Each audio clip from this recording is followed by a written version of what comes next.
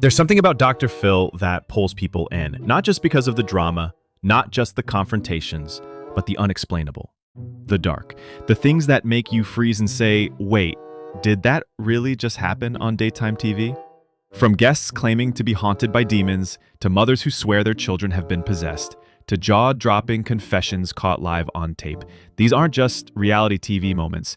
These are real people telling stories that make your skin crawl, and sometimes make you question what's real at all. So today, we're diving into the top craziest, most disturbing, and flat-out terrifying moments ever told on Dr. Phil. These aren't your average arguments or therapy sessions. These are the stories that made viewers freeze, rewind, and ask, did that really just happen? Let's begin with one of the most chilling interviews ever aired on daytime television. But if you want to look away and just listen, you can do that. I'll just tell you ahead of time. Did you kill your mother? Yeah. And why did you kill her? She wasn't taking care of my family. And so because she wasn't taking care of you and your family, you decided to kill her. And where did you hit her? In the head. Where was she when you did this? She was asleep. You've got a sledgehammer in one hand, and you open that door, what's going through your head at that moment? My mind was pretty much blank.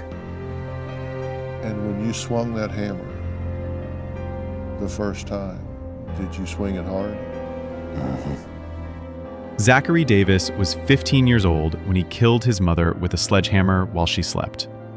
When Dr. Phil sat across from him, what stood out wasn't just the crime, but how emotionless Zachary was.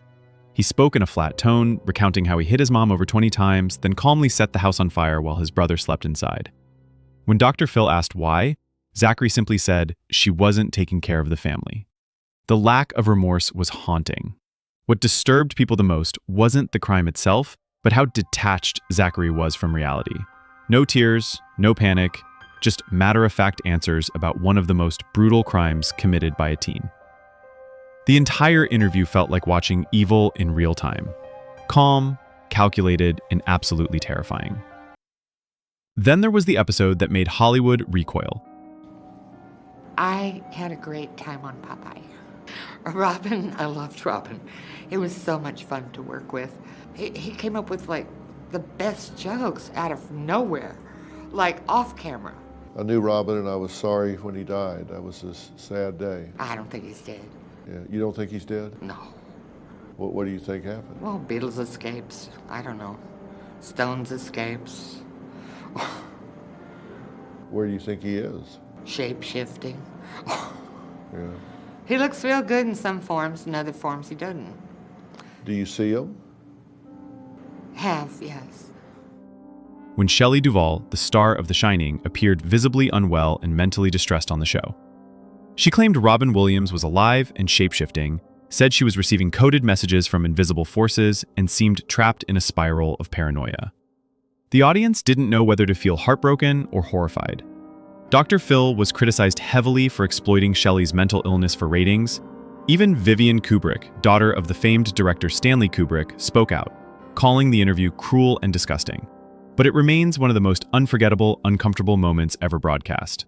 Watching a beloved actress unravel under the pressure of mental illness on national television was both haunting and deeply sad. And then came a guest who truly lived for chaos. Hans, a man who legally changed his name to Sexy Vegan, walked onto the Dr. Phil stage in sunglasses, a Speedo, and with the words Sexy Vegan tattooed across his forehead. I am the beautiful vegan messiah. Get you that water, okay? It's a song. I didn't say I was, and she knows it. I was just like my dad, okay? 10 luxury cars. My dad told me I had the same name as him until I legally changed it. My mom did not bail me out of jail when she knew I was innocent. I'm liberating over 70 billion pigs in cages so small they cannot move for years, okay? I work. My mom's a sociopathic piece of I have the highest score in hot or not history. I got 9.9 out of 10 after 327 women rated me. Let's see your talent. Let's see your talent, you ugly piece of Okay, stop. Hey, look at me. Let's look see at your me. talent. No, hey. No, you need to look at me. I don't have to do. Okay, take him out. Security, get him out of here. Thank God. Thank God. He immediately began chanting his name, dancing, and shouting over both his mother and Dr. Phil himself. It was total mayhem. At one point, Dr. Phil had to have security escort him off the stage. The episode felt more like a surreal comedy sketch than a real intervention. And yet, behind all the absurdity was a real problem. A mother genuinely worried about her son's sanity. But that moment when sexy vegan shouted, "I'm a beautiful man," while being dragged off stage, that cemented his place as a legendary train wreck in daytime TV history. But not all guests brought laughter or confusion. Some brought delusion. Like Haley, a teenage girl who claimed she was pregnant with baby Jesus. Despite undergoing multiple medical exams and an ultrasound on the show, Phil, the most notable thing on this ultrasound isn't what we see, it's what we don't see. And this is a pelvic ultrasound, and the ultrasound machine is basically showing your abdomen, the area exactly where you would expect to see the pregnancy, and there is no baby. And the most notable thing, again, if you compare this, and this is scanning all across your abdomen and your pelvis, looking everywhere, and if you look there, look with me, it is scanning every possible area where your baby would be, and there's no baby. And if you, which clearly showed she wasn't pregnant, Haley insisted she was 9 months along. She said she could feel the baby kick and that she was carrying the Son of God. Dr. Phil brought in experts, clergy, and even her own mother to confront the delusion, but nothing worked. The belief was so strong, so unshakable, it felt like watching someone live in an entirely different reality. The image of Haley caressing her stomach, refusing to believe science, stuck with viewers long after the episode aired. Finally, there was the woman who took deception to a whole new level. Patricia had convinced dozens of people she had terminal brain cancer. She said she'd suffered multiple strokes, had undergone dozens of treatments, and was raising money through GoFundMe to help with her medical expenses. But when Dr. Phil pulled out her medical records, none of it added up. Let me play devil's advocate with you for a minute. Okay, go ahead. Is it possible that you are fabricating a lot of this? No, Is it possible that you're deluding yourself? no. We were provided your medical records here that had to do with your surgery in the hospital and everything that took place. Right. And I want to take a look at this. You can see it from where you are. Okay.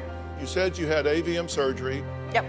They moved 3 or 4 bleeding tumors and 4 more ready to burst.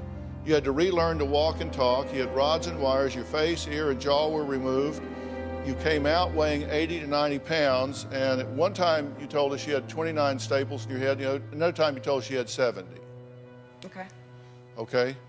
So we were able to research your medical records, and you did have brain surgery, and there was 1 bleed that was dealt with.